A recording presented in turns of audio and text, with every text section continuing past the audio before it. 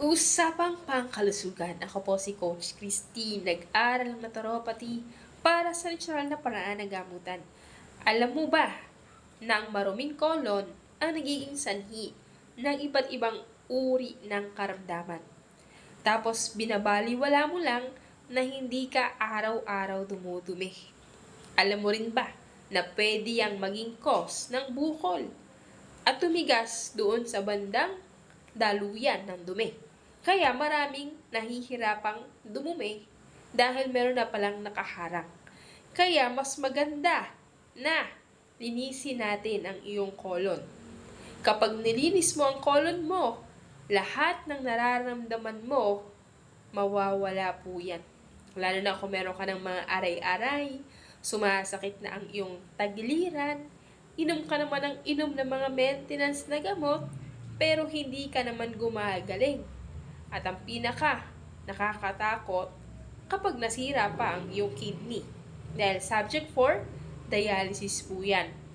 Kaya, tulungan po natin ang ating sarili na linisin ang ating colon. Ito po ang ating barley na may kasamang wheatgrass and mangosteen.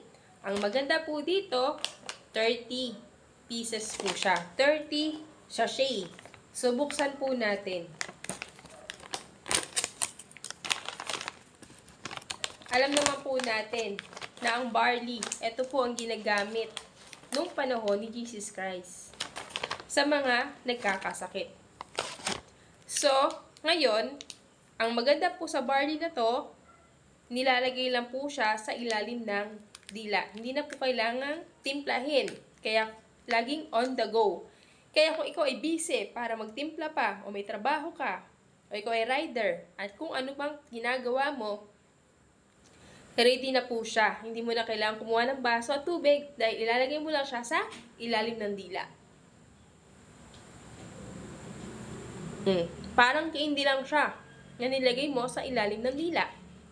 So, sa mga gusto na mag-avail, mag-comment lang ng how. Thank you!